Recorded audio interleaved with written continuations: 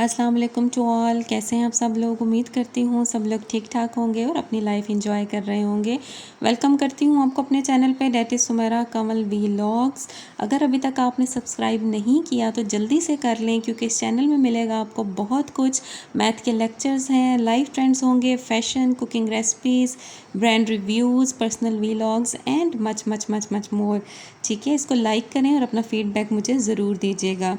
आज मैं आई हूँ आपके साथ मैथ के लेक्चर की अगेन एक वीडियो लेके, जो पिछले ही वीडियो का मेरा पार्ट है, जो मैं पहले आपको करवा चुकी हूँ, बेसिक ऑपरेशंस ऑन सेट्स। ठीक है, इसमें से टोटल जो है वो 4 ऑपरेशन है। मैंने आपको पहले 2 एक्सप्लेन कर दिए हैं, वो थे union of sets and intersection of sets. ठीक है, और आज का जो टॉपिक है वो इसी से रेलिवेंट अगले 2 ऑपरेशंस हैं, जिनके नाम हैं complement of sets and difference of the sets. ठीक है, क्या नाम है? Complement of sets and difference of set.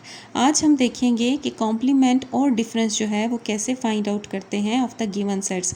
Lecture शुरू करते हैं। कॉम्प्लीमेंट आपके सामने है। कॉम्प्लीमेंट का सिंबल मैंने लिखा है, डेट इज़ डैश और सी, और ये मैंने ऊपर करके लिखा है ताकि आपको ये समझ में आ जाए कि ये हमने एक्सपोनेंट की फॉर्म में लिखना है। A complement is equal to A dash और ए सी। ठीक है, ए डैश और ए सी, जिस भी चीज़ का आपने कॉम्प्लीमेंट निकालना है, जिस भी सेट का निकालना है, उसके ऊपर एक्सपोनेंट की फॉर्म में आप इसको ऐसे लिखोगे। अब इसको सॉल्व कैसे करना है? इसको सॉल्व हमने कैसे करना है, that you always need a universal set denoted as U. इसको सॉल्व करने के लिए आपको एक सेट चाहिए होता है जो है यूनिवर्सल सेट और जो गिवन होगा। ठीक है, अगर यू का सेट गिवन नहीं है तो आप इसका कॉम्प्लीमेंट नहीं निकाल सकते। और ये यू यूनियन वाला नहीं है, आपने याद रखना है, ये यूनियन वाला यू नहीं है। ठीक है, अब आपने करना क्या है, जब आपसे कहा जाएगा to find out the A complement, तो आप लिखोगे u minus A, B complement is equal to U minus B, E complement is equal to U minus E. बिल्कुल इसी तरह अगर आपसे कहा जाएगा फाइंड द के कॉम्प्लीमेंट, आप क्या लिखोगे? u माइनस के।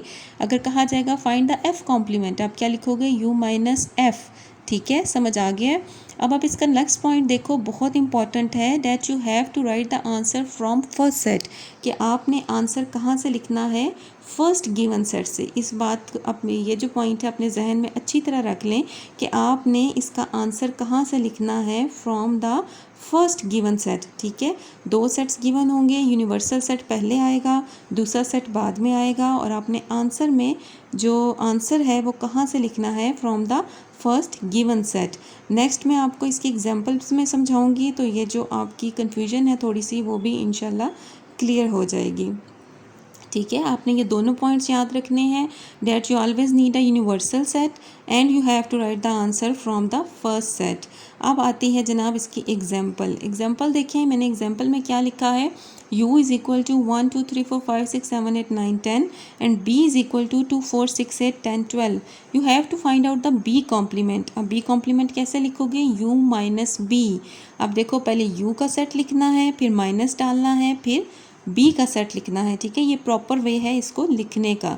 अब आंसर कैसे लिखना है? अब ये देखिए, मैंने कट किए हैं कुछ एलिमेंट्स। वैसे यूजुअली क्वेश्चंस में आप बेशक ना कट करें, लेकिन ये है जो कॉमन एलिमेंट्स है, आपने फर्स्ट सेट में से कट कर देने हैं। ठीक है, 2 कॉमन है वो कट हो गया, 4 कॉमन है, 6 कॉमन है, 8 कॉमन है, 10। आपने फर्स्ट सेट में से ये कट कर देने हैं। आंसर क्या रह गया आपके पास?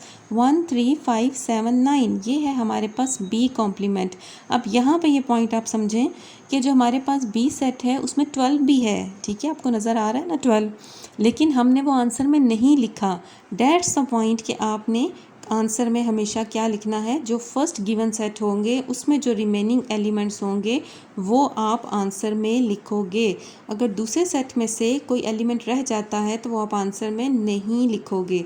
ठीक है, उम्मीद करती हूँ आपका ये पॉइंट जो है वो क्लियर हो गया होगा। ठीक है, अब आपके पास जो है नेक्स्ट जो मैं आपके पास स्लाइड लेके आऊँगी वो है हमारे पास डिफरेंस की। ठीक है, तो मैं आपको बता दूँ कि कॉम्प्लीमेंट और डिफरेंस जो है वो एक दूसरे से को रिलेट करते हैं। ठीक है, अब डिफरेंस का हमारे पास जो सिंबल यूज़ हो रहा है वो हमारे पास है माइनस और स्लैश, ठीक है, माइनस और स्लैश, इसका भी सेम वही रूल है, you will write answer from the first set.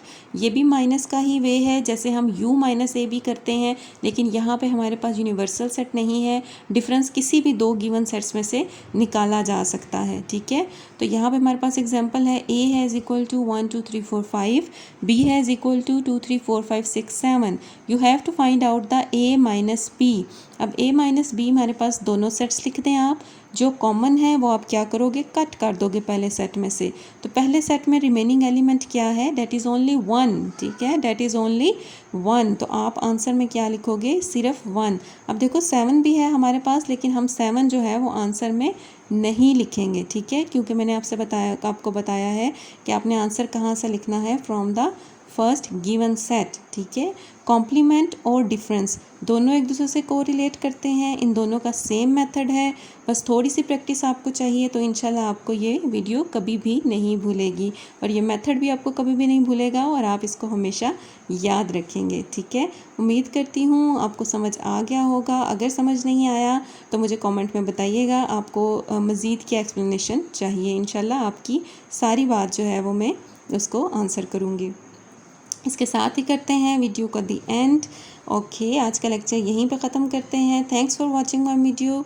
और अगर अभी तक आपने सब्सक्राइब नहीं किया तो चैनल को सब्सक्राइब ज़रूर कर दीजिएगा, अपने कमेंट्स फीडबैक में दीजिएगा और stay connected for more videos. जहाँ रहिएगा खुश रहिएगा, दुआओं में याद रखिएगा। अल्लाह हाफ़िज़।